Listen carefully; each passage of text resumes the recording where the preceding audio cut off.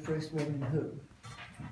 And what I would like to do is tell you these stories, but most of all, show you how I changed from one to another, so that you're going to hear it and translate it in your own terms.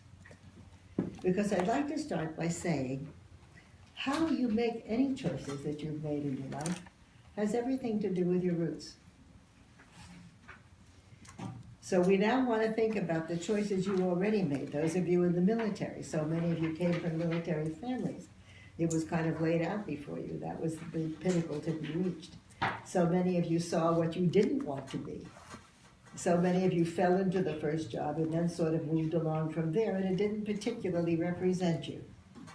And we're now at a place in the world where we can finally ask questions and say, is this who I really am? Is this what I really want to do? And who am I now?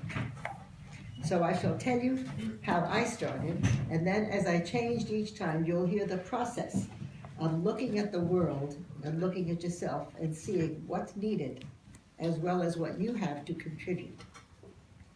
I started as a little girl in the Bronx from an immigrant family.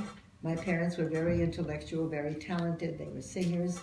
My sister, 6 years older, had the scholarship to Juilliard at the age of 4, but I had it on the age of 5, so I was already... And that theme has carried me. Now, just you all remember that. Where you fit in the family and what the family has begun to expect from you stays in here, and that voice keeps talking, and we're going to talk about that voice.